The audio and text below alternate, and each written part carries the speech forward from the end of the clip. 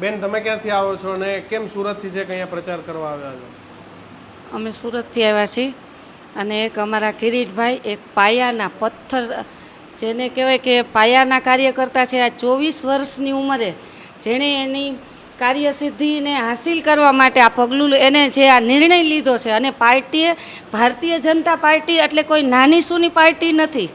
અને આપણા મોદી સાહેબ તમે જુઓ છો કે સાહેબે કરેલી આજે અત્યારે આપણે સિંદૂર ઓપરેશન જોઈ રહ્યા છીએ, તો એ એક જેને આપણે આ પાર્ટીને એક ગૌરવ આપી શકીએ એવી પાર્ટીમાંથી અમારા કિરીટભાઈને અત્યારે એક કમળને ખીલાવવા માટે એક બિરુદ આપેલું છે. અને એ કમળને ખીલાવવા માટે અમે એક પાર્ટીના કાર્યકર્તા તરીકે અમે કિરીટભાઈને કમળ ખીલાવી અને દિલ્હી પહોંચાડશી, ગાંધીનગર પહોંચાડશું. એટલા માટે અમે કતારગામથી અહીંયા સુરત આવ્યા છીએ.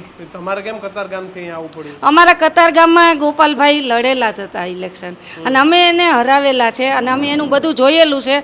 એ જે બોલતા હોય, જે એની લેંગ્વેજ વાપરતા હોય એમાં અમે કાંઈ કહેવા માગતા નથી, પણ અમારો તો એક જ વિશ્વાસ અને નિર્ણય છે અને અમે એક વિશ્વગુરુ તરફ જઈ રહ્યા. આપણા મોદી સાહેબ એના નિર્ણયને અને એની મક્કમતાને આધારે અમે એક વિશ્વાસ મૂકી અને આ પાર્ટીને આગળ ને આગળ ધપાવવા માટે અને એક અમારા કિરીટભાઈને જંગી બહુમતીથી જીતાડવા માટે અમે ત્યાંથી અહીંયા આવેલા છીએ. કતારગામમાં તમારો શું એવો અનુભવ થયો હતો?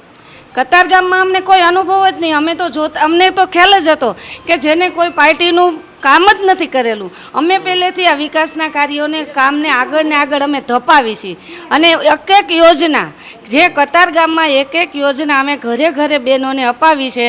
આ જનધનથી માંડી અને ઠેક સુકન્યા યોજના સુધીના જે અમે વિકાસના સાહેબોની જે યોજના છે એને અમે સીધી રીતે હાસિલ કરાવી છે. તો ત્યાં કિરીટભાઈને શું ગોપાલભાઈને શું ખબર હતી કે કઈ યોજનાને શું લાભ લેવડાવ્યા હતા, એમાં પબ્લિક એને કઈ રીતે ઓળખે કે એને વોટ આપે. તેવી જ રીતે ગોપાલભાઈ અહીંયા આવ્યા છે તો અહીંયા તો બિલકુલ એને કોઈ રેસિડન્સી નથી, તો એને અહીંયા કોણ ઓળખવાનું છે અને કોણ વોટ કરવાનું છે? એ ભલે ગમે એટલા બોલે, ગમે એટલી લેંગ્વેજ વાપરે કિરીટભાઈ વિશે, પણ કિરીટભાઈ વિન છે, 25-30 હજારથી વિન છે. મિત્રો આવા જ વિડીયો અને શોર્ટ્સ જોવા માટે આજે જ અમારી ન્યૂઝ રૂમ યુટ્યુબ ચેનલને સબસ્ક્રાઇબ કરો.